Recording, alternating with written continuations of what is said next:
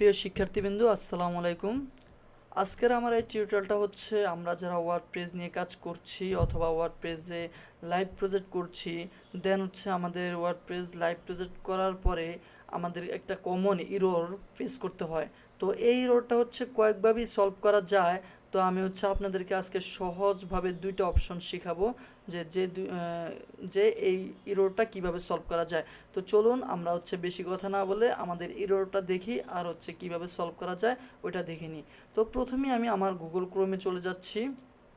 ওকে, then হচ্ছে আমি যদি আমার প্রজেক্টটা প্রথমেই দেখতে চাই তাহলে হচ্ছে এরকম একটা ফেজ আসে।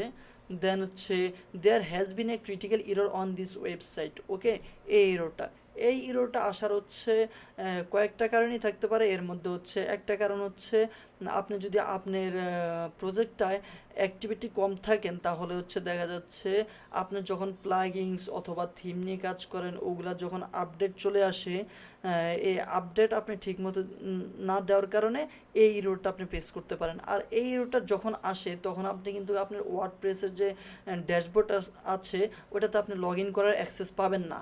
হ্যাঁ, লগ ইন করার অ্যাক্সেস যদি পান তাহলে হচ্ছে ওই জায়গা থেকে আপনি আপনার হচ্ছে প্লাগিংস অথবা হচ্ছে থিম আপনি আপডেট করলে আপনার প্রবলেম সলভ হয়ে যাবে। কিন্তু এটা আপনাকে অ্যাক্সেসটা ওরা দিচ্ছে না। তো এটা কিভাবে সলভ করতে পারি? এখন এটা সলভ করার জন্য আপনি আপনার যে ডোমেন নিয়েছেন ওই ডোমেনের আপনি cPanel-এ চলে যাবেন। আমি আমার ডোমেনের cPanel-এ চলে যাচ্ছি।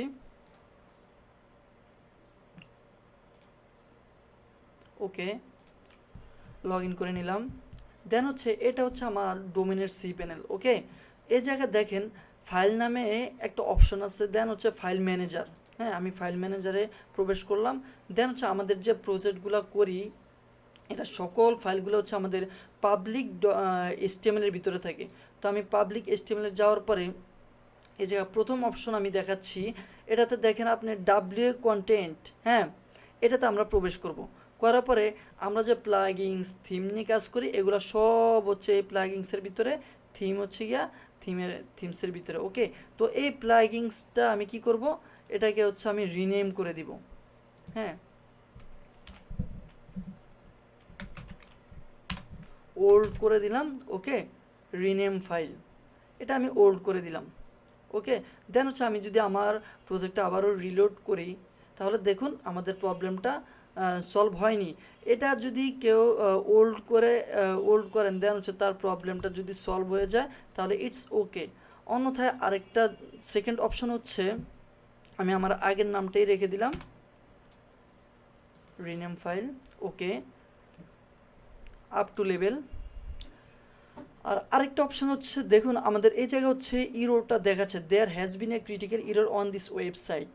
ওকে, কিন্তু আমরা এটা বুঝতে পারছি আমাদের একটা ওয়েবসাইটে ক্রিটিক্যাল ইরর আছে, কিন্তু এক্স্যাক্টলি কিসের ইরর আছে, কোথায় ইরর আছে এটা আমরা এখনও বুঝতে পারিনি। তো এটার জন্য আমি কি করব, আমার এই যে কনফিগ,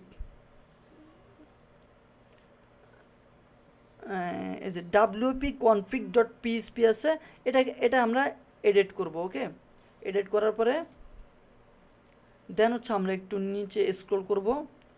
এই জায়গায় দেখেন ফাইন্ড ডাব্লিউপি ডিবাগ ফলস। হ্যাঁ, এটা দ্বারা বোঝানো হয়েছে আপনার যে ইরোরটা আছে এটা শুধুমাত্র একটা ইরোরটা নোটিফিকেশন আকারে আপনাকে মানে বোঝানো যে আপনার একটা ইরোর আছে।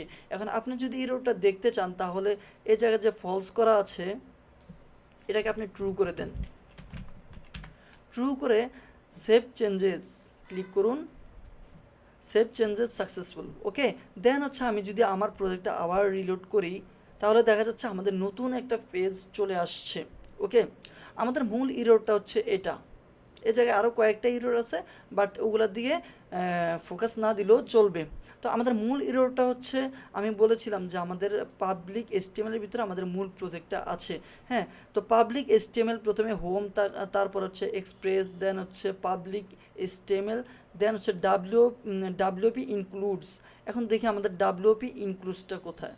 এই যে এই জায়গায় দেখুন ডাব্লিউপি ইনক্লুডস। ওকে, দেন হচ্ছে ডাব্লিউপি ইনক্লুডসের পরে হচ্ছে আমাদের হচ্ছে ডেপ্রিসিয়েটেড ডট পিএইচপি।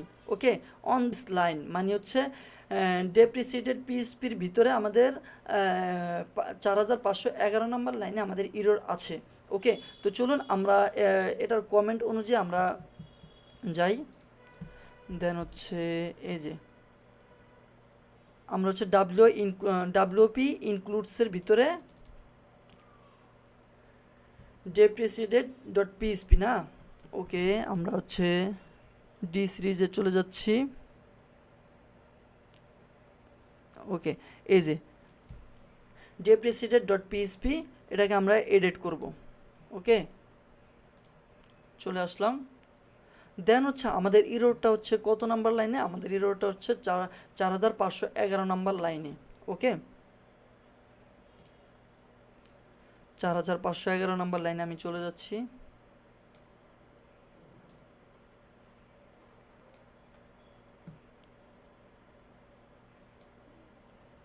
চার হাজার 511 নাম্বার লাইন, 4200, 300। ওকে, 4511 নাম্বার লাইন।